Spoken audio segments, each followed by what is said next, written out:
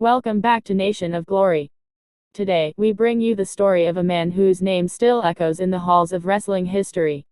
A man who carried himself with unmatched confidence, who mesmerized audiences not only with his physique, but also with his charisma. A man who was loved, hated, respected, and remembered for the electricity he brought to every arena he walked into. This is the story of Richard Irwin Rude, better known to the world as Ravishing Rick Rude. Stay with us until the end, because this is a journey filled with triumph, pain, love, and legacy. Rick Rude was born on December 7, 1958, in St. Peter, Minnesota. From the very beginning, he was different. He was strong, determined, and ambitious. While many kids his age were still figuring out who they wanted to be, Rick already knew he wanted to be larger than life. He was an athlete, competing in football and weightlifting, shaping his body into a symbol of strength. But there was more to him than just muscles. There was charm, there was charisma, and there was a hunger to stand out. That hunger led him into the world of professional wrestling. In the early 1980s, Rick began his career, paying his dues in smaller promotions, learning the craft, and slowly carving a name for himself. He wasn't just a wrestler, he was a performer. He knew how to make the audience react, how to play with their emotions, and how to turn every entrance into an unforgettable moment. And then came the transformation into Ravishing Rick Rude.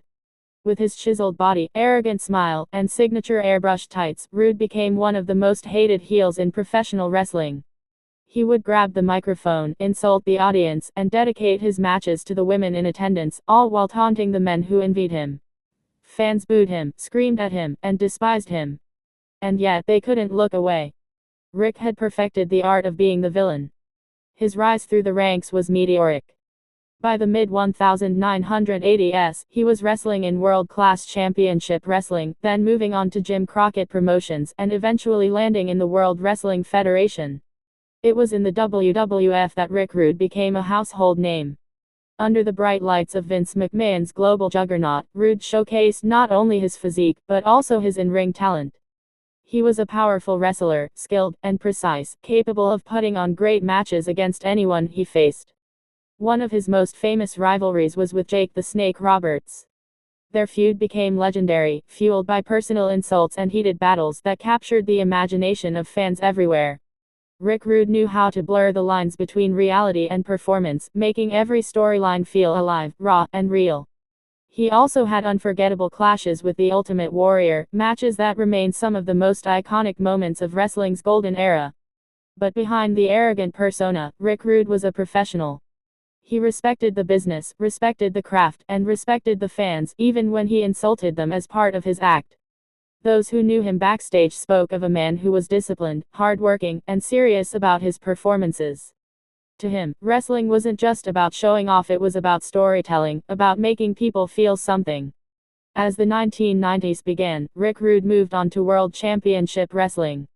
There, he reinvented himself yet again, proving he could thrive in any environment.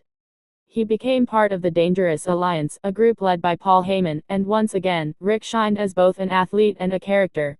He captured championships, delivered memorable promos, and continued to build his reputation as one of the greatest heels in the business. But Rude's journey was not without pain. In 1994, tragedy struck when a severe back injury forced him to step away from in-ring competition. For a man who lived to perform, who thrived under the roar of the crowd, this was devastating. Yet Rick did not let it end his story. He reinvented himself as a manager, as a voice, and later as a part of one of wrestling's most revolutionary groups, the New World Order. Appearing alongside Hulk Hogan, Kevin Nash, and Scott Hall, Rude remained relevant even when he couldn't step into the ring. His presence alone was enough to make people take notice. And then came one of the most fascinating moments in wrestling history.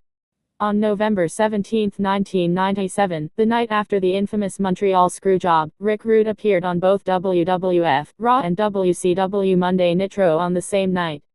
Due to pre-taped programming, fans saw Rude in both companies, making him one of the only wrestlers ever to appear on both rival shows simultaneously.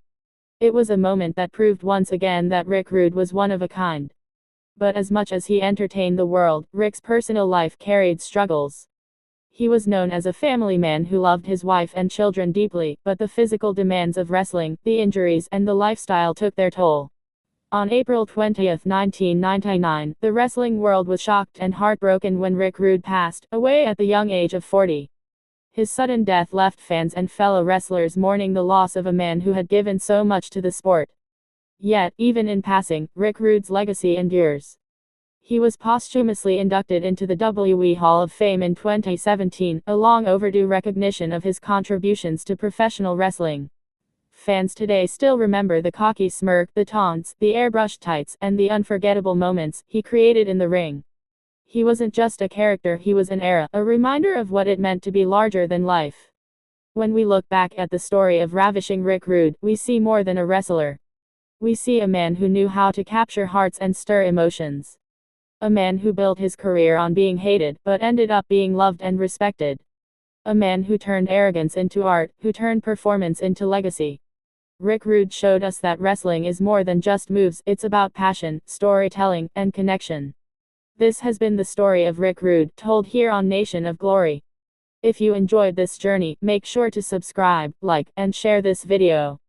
Together, let's keep honoring the legends who made us cheer, boo, and believe in the magic of wrestling. Thank you for watching, and we'll see you in the next story.